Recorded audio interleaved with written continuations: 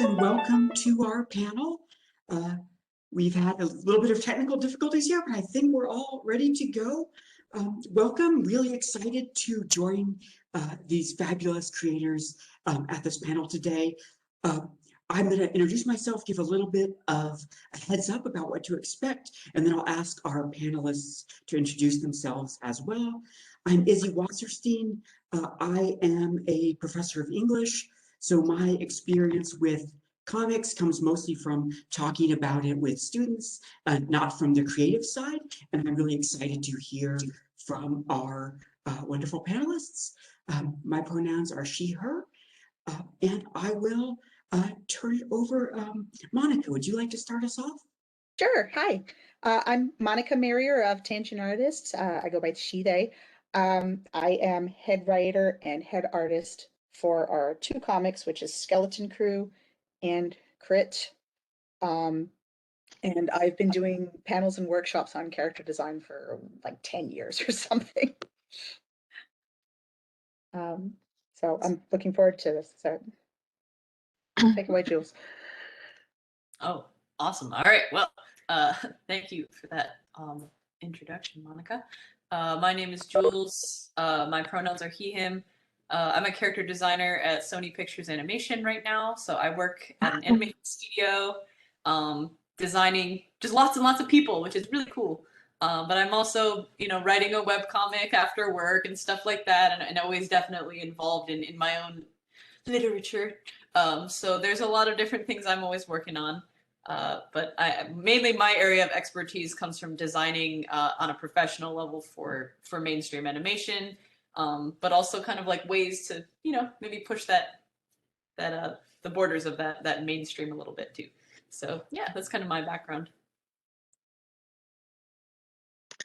Me? Yes. Next Okay. on to Heather. Yeah. My name says H.A. England. It's going to be my pen name. I'm finishing a book right now, and that's what I'm writing under. I have two web comics that I have. One of them has been up for almost 3 years now, 2.5-ish, and the other one was a short one. I have been writing for 20 years. I have a bachelor's degree in art illustration that I got from Southern Utah University. And so I have just been always creating things ever since I was little. So that's my background. Nice. I can't hear you. I think you're muted, Izzy. Thank you. Oh, How's that? yes. Great. It wouldn't be a web meeting if I didn't do that to myself at least once. So let's start with just, I think, a very straightforward question that may or may not have a straightforward answer. Just think about, let's talk a little bit about what makes for good character design, sort of in the broad sense. Jules, would you like to start us off on that? Sure, I'd love to. So at least for me, when I'm designing something, especially for like my personal work, I'm thinking about authenticity. I'm thinking about practicality and the sense of the character feeling very real and true to life, and very individual as a human being. So everything I do with them is always very intentional. Everything down to like the fabric, and like, the way that things are kind of stitched together. Maybe they have a band-aid on their cheek from like a fight or something like that.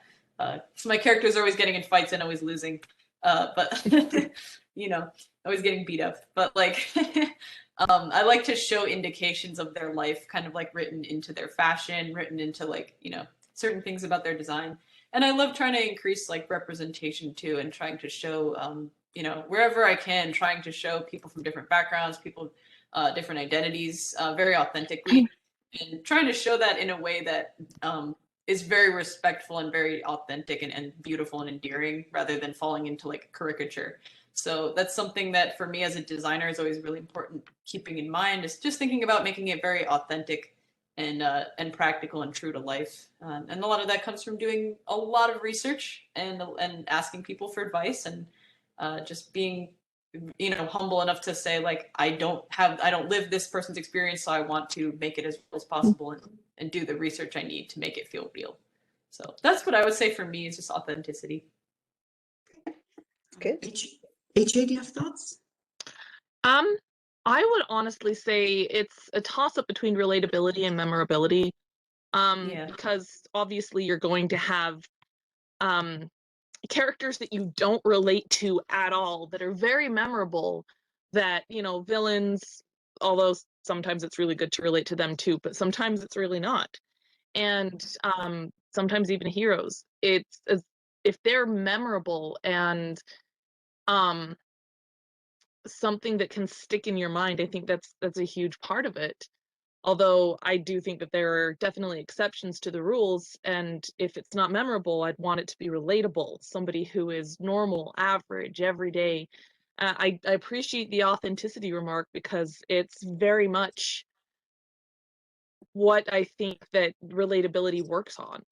Yeah. It's all about being able to relate to somebody that, I mean, that's why we all like Luke Skywalker. We can relate to the whiny farm boy. We can. We were Yeah. all whiny farm people at one point.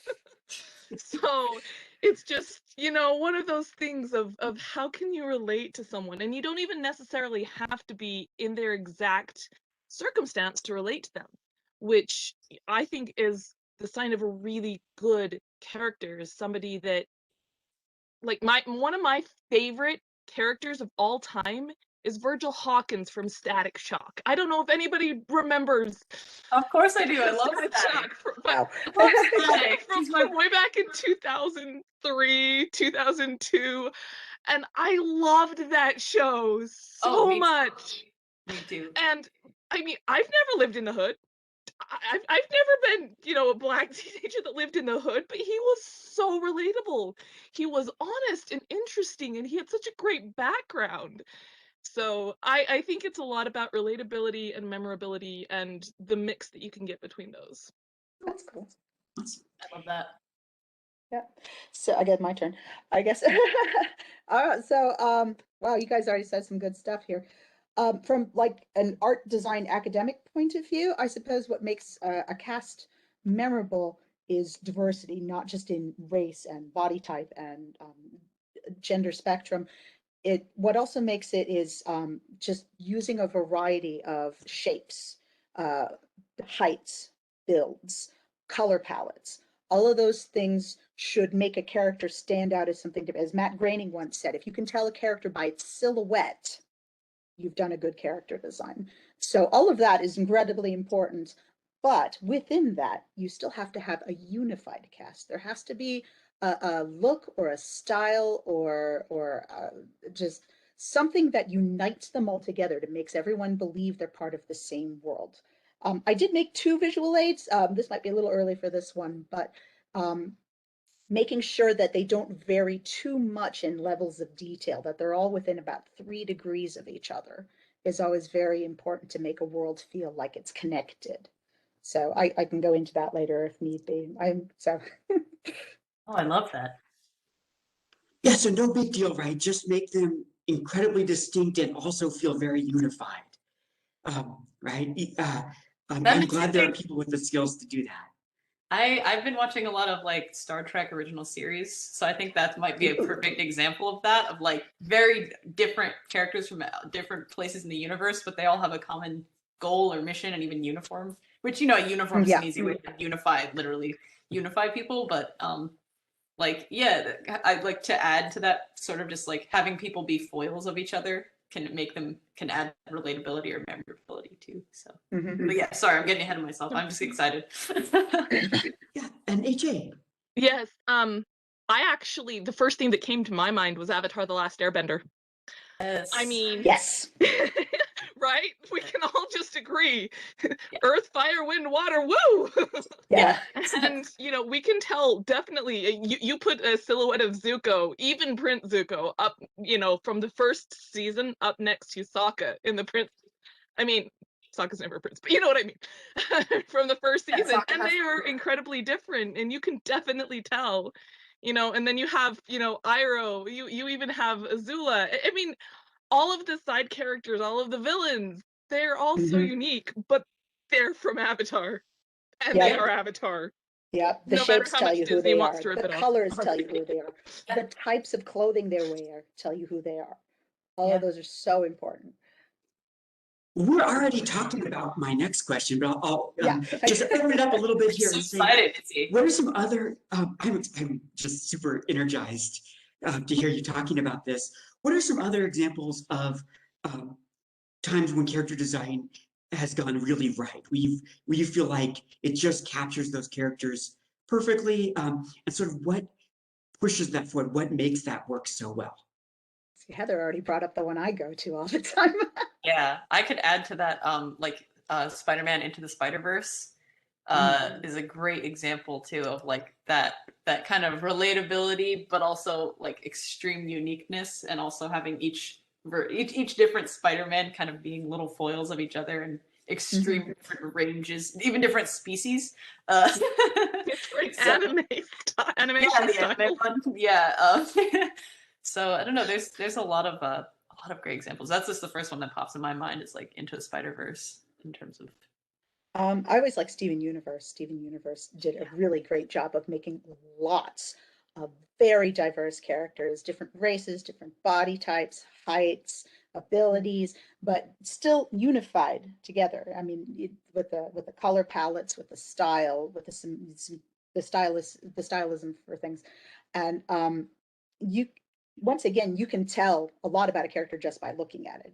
Like if they're made out of triangles, they're kind of a bad guy, or if they're made of squares, they're solid and dependable. If they're round, they're either going to be hilarious or very sweet. They follow these rules, and then they like to change them up a bit when with the diamonds all made out of angles, but then later you start to see their softer sides, that sort of thing. So yeah. a lot of shape and color theory goes into the creation of I this character. just really fast spoilers for Steven Universe. But Oh, I guess. later on when you see rose quartz next to the pink diamond and how different they are, and I won't say the significance of that, but for those of you who have seen it, I think it's a really great example of what you were saying about Mhm. Steven Universe. But there were some circles hidden in her design that look very similar to rose quartz's curly hairs and stuff Right? like that. It's stuff Exactly. like it. Unfortunately, when you know shape theory, you know how a lot of things are going to play out. Unfortunately. Yeah, same. And it's something like in my own designs I like to try to like invert or subvert expectations with, is like playing, especially with like features, like being someone that has a big nose, like I like showing sharper, like more angular things. Heck yeah. As like more endearing rather than like villainous per se. So I like trying to subvert shape language, but it is a reality that our viewers live in and that we have to think about when we're designing for sure. Yeah, So it really is. To that end, for a fun cast, Megamind is really interesting oh, yeah. because you start out thinking I love everybody is Megamind. one way, and then they turn out to be another way. And if you look at their character design, if you look at the colors they were given and the shapes that they combine shapes, like with Megamind, we get with the sharp triangle chin and the pointy nose, but then we get this big head and these big old baby eyes, and Yeah. the sweet, heroines are traditionally made with circles because circles are feminine and submissive and kind of humorous. But then you see all the squares in her design, you realize she's smart and solid and dependable, which is what Yeah. squares generally recommend. Generally, we are Oh, my squares we see giant with blue our head. big tough guys. Yeah. And then we have our hero who looks like at first like he's made out of all these squares. And then you start to see all these little triangles, and his colors are neutral. They aren't one way or another. That's Yeah. very subtle creation of characters that trick you at first, and then you see the resolution. Yeah. Heather, please. One of my favorite character designs, and this one's not so much for the visual, although that does play a part in it, but for the actual personality, is Full Metal Alchemist. Because name a female character in Full Metal Alchemist that isn't a strong female character. Oh wait. Yeah, I didn't think so. Because I mean, even the characters that don't fight are well-rounded. They're interesting. They have their own passions. They have their own ideas. They have their own abilities. And I mean, I love everything in Full Metal Alchemist. It's just so well done. I mean, there's a reason it's one of the most popular anime slash mangas in existence, because it's phenomenal. Yeah. And so I just really, really appreciated everything that went on in that one. And so when I think of like strong female characters, or even just strong characters in general, because let's be real, I'll go off about being short. I tease my friends about being short and wait for them to give me an ed response all the time. But it when I think of really good characters that I want to think about, or that I want to involve in something in a story, I think that's a really great place to draw from, is something really good and very well thought out like that. Mm-hmm. Yeah, and speaking of, oh, sorry, I had one more thought. No, please go ahead. Speaking of shape language, like one of my, a couple of like my art heroes are like Gendy Tartakovsky, who makes like Primal and the Powerpuff Girls. Yeah, Samurai Jack. he loves his shape theory, doesn't he? Like I love him so much, and Robert Valley, who makes like Motor City, and a few other cool things. But in terms of shape language, like those are also a couple good examples of just really, really like on the nose shape language that works really well. In case One anyone's of the curious. things you've all mentioned here in various ways is sort of that link between the visual style of a character and then the design of them as a person, right, and who they are and what they're about. So maybe this would be a good time to talk about your own process for creating characters. Where do you start? How do you fill in? Like, do you like to start with visual design and go from there, or what approaches do you take? Um, Monica, would you start us off if you have thoughts? This is actually where my visual aid comes in. Hooray! So generally, what you got to think of first is when you're coming up with a comic concept or an art concept, anything like that, is what is your genre? Because certain genres will have certain looks attached to them. If you're going for something sort of playful and comic, you want to keep it slightly more on the simplified side. But if you're going more gritty and visceral, possibly like a horror comic or maybe a drama, you tend to want to go more detailed. And and when you're making your cast, there are levels of detail that you can ascribe to and attain that you want to keep relatively close together. So let me just see if I can share this real quick. Isn't that okay? Yes. Ooh, cool. Awesome. Okay, so these basically levels of detail have been broken down into 9 steps, and I got this out of was it The Art of Animation?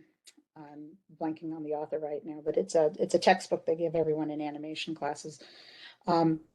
So generally, when you start out, so starting off, we have iconic, and this is like Funko Pops and Hello Kitty only. You really don't want to go this direction right here, because while it's simple and easy to draw, you notice there's no real emotion on this guy. He's kind of blank and, in my opinion, a little creepy. You know, every time I see a Funko Pop, I get that line from Jaws. He had black eyes like a doll's eyes. So just simplified, we're getting more into like, our sort of newspaper comic, sort of Calvin and Hobbes kind of deal. These are really great for humor. It's extremely expressive, but as you can see, it's not that detailed. I chose a picture of Luke Evans just because he has I like angles on my face. So I'm very Bruce Timm in my style. So, but you can see he doesn't look very old. He doesn't much look like a grown up. The only thing I could do to make him more look grown up is just sort of, erase the lines on his eyes, and then he'd look more grown up. So great for gags, not great for drama. Childish, we're getting more into our Disney princess. So this is when, like, you wouldn't usually do a grown up man. You do like female heroine or a child this way. Disney heroines typically have faces like this, where you have big eyes and a mouth and almost no nose. And there's a psychological reason for that, actually. The less detail on a character's face, the more the audience can see themselves as this character. So this style is really great for your protagonists, because pretty much anyone can imagine themselves there, because there's so many blanks to fill in. Our brain fill in the blank with our own personality and our own features, or people who relate to it, people they remind us of. So really great for your heroines, not so great for your hero.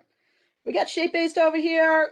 Generally what you do is you pick a shape, you make that shape dominant, fill it out with a couple other shapes, but once again, very cartoony, not that expressive. Here in the middle, we got sort of our Grunkle Stan kind of caricature.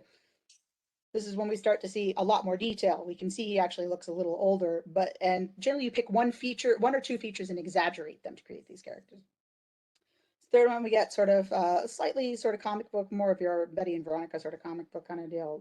It's not that real, it's not very realistic, but it's somewhat proportional. This could be okay. Then we get down here, this is more of your comic book storyboards deals. Then we got our artistic, like your biography, autobiographical graphic novel kind of stuff. And then we just have photographs. So, sorry that was so long. So when you're picking a cast of characters, you generally want to keep them within 3 degrees of each other. The simpler ones are going to be your comic relief, your children, and possibly your love interest. Your middle one is probably going to be your protagonist, the one we're going to relate to the most. And then the more detailed you get, that's going to be your villain, because the villain has to have the most detail because people have to relate to him the least. And that's what I got. Sorry. Sorry that went on forever. Awesome, thank you. Heather, do you have thoughts? About my creative process, or about what just About your the creative amazing process, presentation that she just made that totally made all of our points for us? Either or both, whatever.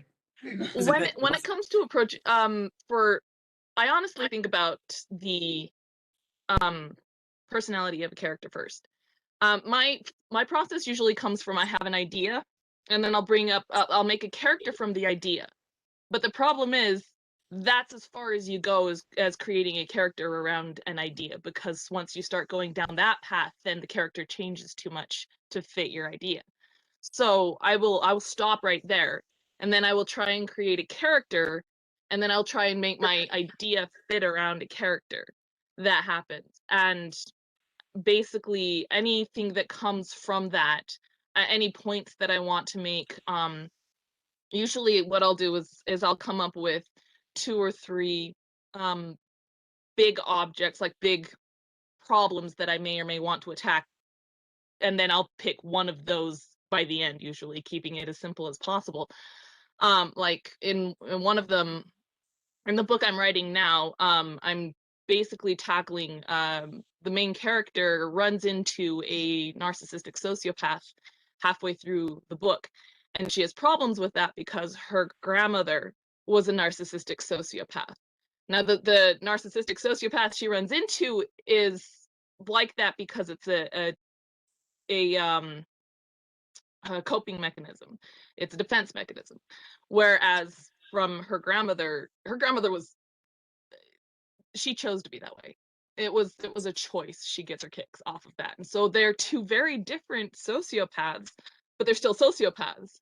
And she gets this really big disconnect to them. And that's not something easy to tackle, especially when it's in a young adult. So I don't really want to go into a whole lot of other things. Only big things that I do are tangentially responded to that.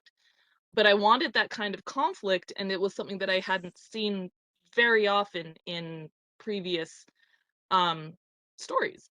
So I mean, it's something that I wanted to tackle, and so I created the story, and the story idea is I'd explain it, but it would take a while. It'd probably take too long.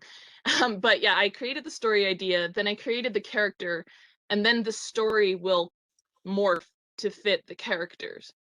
Because if you morph the characters to fit the story, then they stop becoming relatable. They stop becoming consistent. They stop being a point because they're like, you don't know where they're going. And so that's generally my creative process.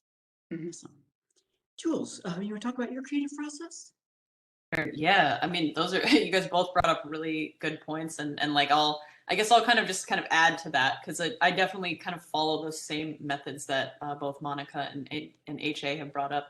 And for me, like drawing specifically, I like to try to think about what the character sounds like, their voice. I know that was like a big thing too with like with Glenn Keane, like who designed like the Little Mermaid and stuff. Like once he heard Jodie Benson, like it kind of just hit him, like the design for what she should look like.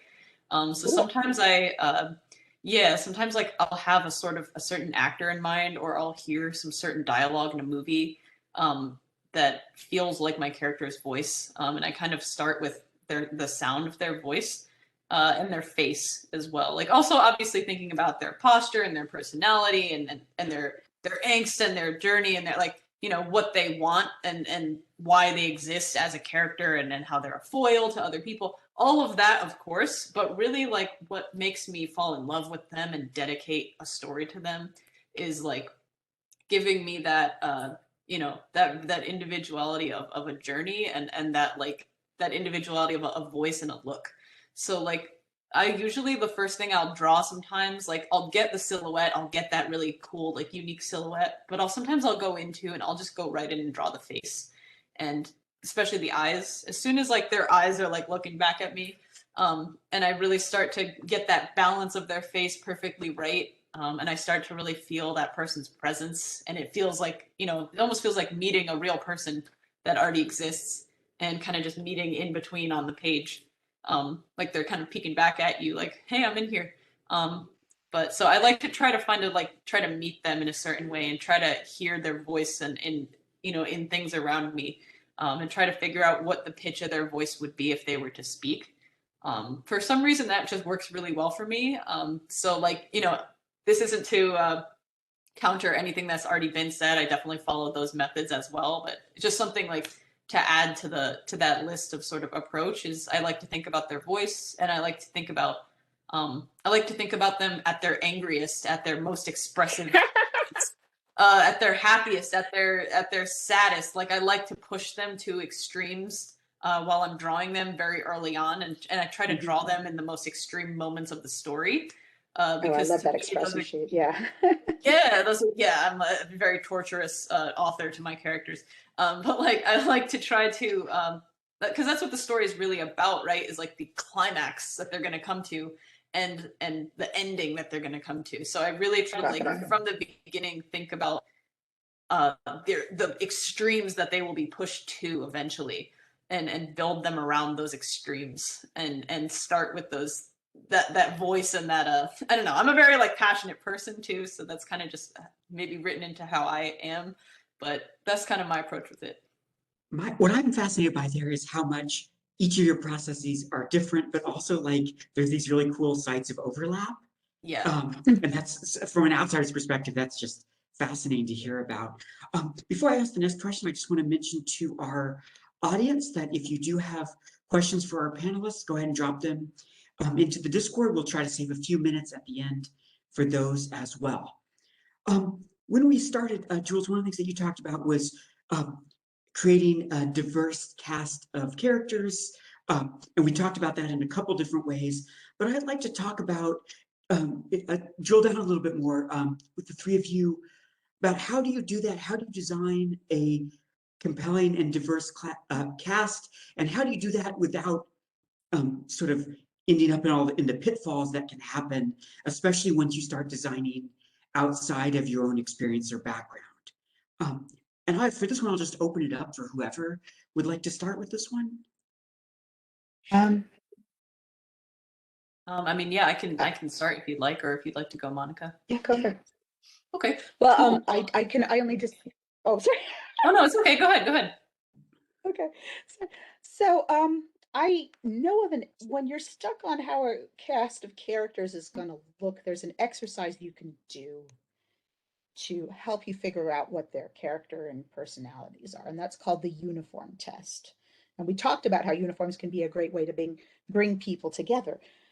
So one exercise we have is to draw everyone in a sailor suit, first of all, because it's funny. Second of all, the question is, how would this character wear it? Would they like would they cut it off? If they were given free license to put as many pieces of flair on it as they wanted, what would it look like? Would they wear it like would they wear it just military straight, absolutely clean, no alterations whatsoever? Would they make it a cutoff? Would they feel uncomfortable in the trousers? Would they if they have their tie untied and their hat off to one side? The key is to try to make everyone just a little bit different in the same uniform, and that can give you a great idea of to what their personalities are like, and what their postures like, and what their attitude towards life is like. And then you can fill it out whether these, oh, this guy's neutral good, this guy's true neutral, this one's chaotic evil. It's like you can fill that out in your head just by seeing how do they conform to this uniform. Yeah, I love that, especially because it kind of even ties in with the idea of expressions not being unified either, that people show anger differently. They show sensitivity differently, or just different, happiness differently. That same idea of like there being a unifying thing, but that each character is going to express in a different way. Like I love that idea of showing that with costume, because that's such a cool like shorthand way of showing a unified thing with each character. I'm gonna try that. Like I'm gonna try that tonight with Me some of my too. characters. If anything, That's I think it's the one thing Star Trek is lacking, because they all have to be military fit. The I question is, how would they know. wear it if they were just You know what? lounging The around in Spock shorts? has like he's got the blue eyeshadow, he's got the blush, like Spock has got some Kirk wouldn't makeup. have So a shirt on. Kirk, Like, Kirk yeah. at every opportunity, Kirk's shirt comes off. Neither would so, Sulu yeah. come to that. You saw that episode with the Yeah. fencing. Yeah, the mirror episode. Yeah, exactly. Oh Like, my. oh man, I could talk about Star Trek all day. I have to be careful. Yeah, and it by no means is it a perfect show. And like it has many shortcomings as well, but It's it's part of its fine. I enjoy charm. it. Love all the iterations. Its charm is just it's queerness. Oh my god. But yeah, God, I love it so much. It's so beautiful. But yeah, for me, like a lot of what I do, like in terms of building something diverse, if it's something out of my own experience, especially, is to begin with obviously knowing who the person is as a human being, but then when Do I'm your actually research. going, yeah, I was gonna say like knowing who they are as a human being, but then doing the research, and not only doing the research into this culture that you're portraying, but especially I think it's important to learn from people from that culture, like online, not necessarily like go up to people and ask out loud, but like I think it's especially when you're drawing, it's for me when I was learning a lot of visual language for drawing people of different experiences than myself, I like to learn from Black artists, from Filipino artists, from artists from everywhere. And like, how do you draw yourself? Like, let me look at how this person draws their own families, their own people, and learning the ways that like shape language has it means to them, and how that visual representation means to them, and kind of adopting some of those same principles into my communication. And I've found that helps make my characters relatable to the people that like live within this community, because it's a similar shape language they would use to describe themselves. So I think it's kind of like building things around the way that community expresses themselves rather than the way they're perceived from the outside. So just going to the source, and as much as you possibly can, going to the source and doing that kind of research, and wherever you can as well, having some readers like from this community check it out, or even better, collaborate with someone to who's from this background that can give you some insight onto certain things. Like I have a friend of mine that will give me notes on hair all the time, and the way that the hair works, and helps me understand better like just certain little nuances that I would not have thought of because it's outside my own experience. Or even like straight or natural or weaves or that sort Exactly. There's so much nuance there. There's so much just like natural beauty to be learned about and explored. So it just going straight to the source as much as you possibly can, and understanding too like the purposes of things, and being very intentional if you include something, not necessarily just because it looks cool, but because it's purposeful to your character to have a certain look, or to wear something. Like it's not necessarily just because it looks cool on them, which I think is kind of that common pitfall of just like where it falls into appropriation, when there's just things being misused as they're not actually used in a culture, or even just falling into caricature. I think when you fall into like, when you don't go to the source and you're not looking at how people prefer to be presented, and you just fall too much into a Eurocentric interpretation, it can get very dangerous, and obviously just not really backwards, and we're just tired of seeing those kind of tropes. So, and it even, that applies to obviously with portraying gender identity and portraying trans people and queer people, and not falling into caricature, and just showing us as real people with, normal people that have are not, more than one, so they're not representing everybody. That's a great point, Monica. Yeah, having multiple people within one cast so that they each have the freedom to be individuals and not Flawed. carry the burden of the whole community on their shoulders. So yeah, that's as much as I can think of off the top of my head. I'm just an Italian white trans person, but yeah, right, molto bene. But yeah, Heather. but yeah, like, but yeah, that's kind of within my own experience. Something that I'm very passionate about representation. Obviously, just because it just makes for better stories, and it's new and it's different, and we need more of it. Great. Heather, what about you? How do you approach Well, these things? I think the biggest thing is to not focus on what makes someone different Yeah. from you. I mean, I personally, I try and give every character that I create something that I agree with and something that I disagree with. Whether it's food, whether it's politics, whether it's religion, whether it's, I mean, hairstyle. I mean, I try and give every character one thing that I really agree with and one thing that I really disagree with. And then that way I tend to figure that I have a huge range, and I also have to look into those things that I disagree with. I have to try and see it from their point of view. And I think that makes it far more inclusive when it comes to, well, just everybody and the characters and people and relations, because there is no one person on this earth that is going to completely 100% agree with absolutely everything you say. But there's also probably not one person on this earth that is going to 110% disagree with absolutely everything you say. So, I mean, it's just finding that balance. But I also think it's also a matter of not focusing on that one thing that makes it different. Let's say that you have one character who is a different race. You don't want them to go around saying, "Oh yes, because I'm this and I'm that and I'm this," and saying that all the time. That just screams to me of your European, or in European American, yeah. Eurocentric, yes. That's what I was talking about. Oh, That we the got you. Don't worry. Eurocentric idea of, Yeah. oh, I'm inclusive and I'm great because look at this person that I'm just shoehorning in here without making them a character. Yeah. It's like, one of those things of, if I see a bio and it tells me what their um, gender is or what their preference is, I'm like, okay, that's great. But I don't necessarily think it should always be a part of, like, oh, and this person comes in and they are, oh, bisexual. Yeah. It's like, I mean, as It's trans, not. I'm sure you It's completely understand that when somebody comes out and like shoves it in your face, you're like, it's like they're trying to be inclusive yeah. The and they're differences in failing themselves are not epically. character development. Yeah. Exactly. Yeah. So it's a matter of including it in their character without shoving it in people's faces or only focusing on that one thing. Like Shiro from Voltron. He's gay. We don't even find that out until halfway through the whole thing. And at the same time, it really enhances his character, in my opinion. I would have liked for them to, have been a little bit better on it.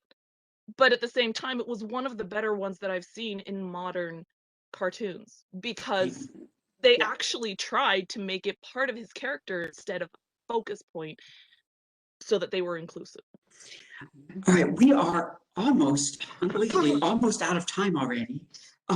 So what I'd like to do to wrap up here is just two things, and I'll ask you to just be very brief here because I want to make sure everybody Sure. gets a chance. But first of all, like, just if you would let us know one thing that you wish your younger self knew starting out in this field, or one piece of advice you'd give to someone starting out, and then real quick, if you have anything to pitch or anything, or tell people where they can find you. Let's go ahead and start with Jules and go around real fast. Sure. I guess the thing I would tell my younger self is like, you have a place here. You belong here. Even though there hasn't quite been a place carved out for trans people in animation yet, we're carving it out. And we do belong here, and we're very much meant to be here. And I don't just have to tell trans stories. I don't just have to tell my identity is not necessarily my entire story in life either. So sort of just telling myself that, like, you have a place here, you belong in this industry, and don't let that discourage you. And Don't what was let the second anybody part tell of you that again? otherwise. If you have something to promote, or if you just want to tell people where they can follow you or anything like Oh, sure. Okay. I could put that in the chat if you'd like. My Instagram is iguanadonis. That's that. You can go to julesprimus.com if you'd like. My website will have all my social media, but my Instagram is iguana, like the animal, and then Donis, Donis, and it's like a fun play on words, like a little iguana Greek god. Awesome. And I'll post that over to the Discord as well. Sure. Heather.